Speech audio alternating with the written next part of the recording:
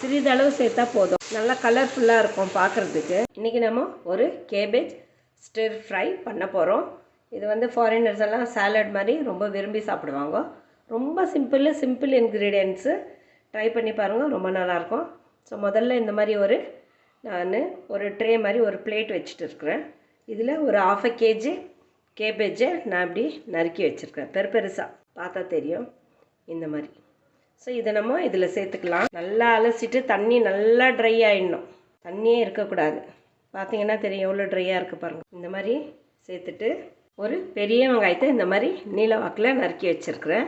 அதையும் நல்லா இப்படி உதிராக நம்ம செப்ரேட் பண்ணிவிட்டு அதையும் இதில் சேர்த்துக்கலாம். இந்த டிஷ்க்கு தேவையான சால்ட்டு நான் வந்து 1 ஸ்பூன் ஆலிவ் ஆயில் சேர்த்துருக்குறேன்.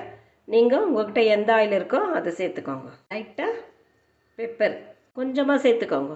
பெப்பர் சேர்த்துட்டு இதையெல்லாம் நல்லா மிக்ஸ் பண்ணிக்கலாம். கையிலே மிக்ஸ் பண்ணிக்கோங்க. நம்ம கரண்டியில் இதில் என்ன பண்ணேன்னா இந்த பக்கம் அந்த பக்கம் செதறிடும். இப்போது இந்த அளவுக்கு மிக்ஸ் பண்ணி ஆயிடுச்சு. இப்போ இது எப்படி செய்கிறதுங்கிறத பார்க்கலாம். அதுக்கு முன்னாடி மறக்காமல் நம்ம சேனலை லைக் பண்ணுங்க, ஷேர் பண்ணுங்க, சப்ஸ்கிரைப் பண்ணுங்க வியூவர்ஸ்.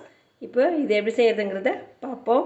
நம்ம ஸ்டவ் ஆன் பண்ணி ஒரு பேன் வச்சிடலாம். ஒரு பேன் வச்சுட்டு ஒரு துண்டு பட்டர் அதை இதில் சேர்த்துக்கலாம்.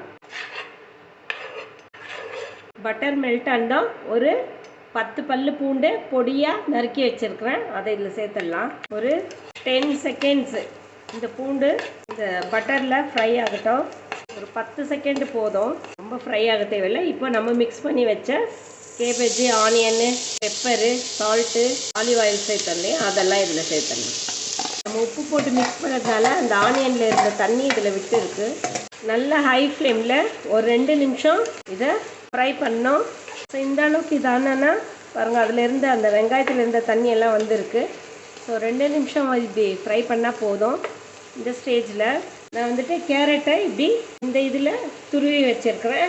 இந்த மாதிரி சிப்ஸ் டைப்பில் இதையும் இதில் சேர்த்துக்கலாம். சிறிதளவு சேர்த்தா போதும், நல்லா கலர்ஃபுல்லாக இருக்கும் பார்க்குறதுக்கு. இதோட சிறிதளவு கேப்சிகம் நீல வாக்கில் நறுக்குது, அதையும் இதில் சேர்த்துக்கலாம். இது ஒரு நிமிஷம் இது எல்லாம் ஒன்றா மிக்ஸ் ஆகணும். இந்த ஸ்டேஜில் நான் ஒரு 2 பிஞ்சு பெப்பர் சேர்த்துக்கிறேன். அப்போவே நான் கொஞ்சம் சேர்த்துன்னு இருந்தேன்.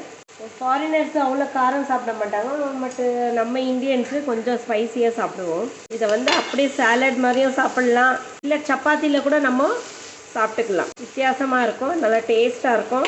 ட்ரை பண்ணி பாருங்கள் வியூவர்ஸ். கொஞ்சமாக கேப்சிகம்மை பொடியாக நறுக்கியிருக்கிறேன், அதையும் இதில் தூவிட்டு சர்வ் பண்ணிடலாம். நம்மளோட கேபேஜ் ஸ்டிர் ஃப்ரை ரெடி ஆகிடுச்சு. வீட்டில் ட்ரை பண்ணி பார்த்துட்டு எப்படி இருக்குன்னு சொல்லுங்கள் வியூவர்ஸ். மறக்காமல் நம்ம சேனலை லைக் பண்ணுங்கள், ஷேர் பண்ணுங்கள், சப்ஸ்கிரைப் பண்ணுங்கள். தேங்க்யூ.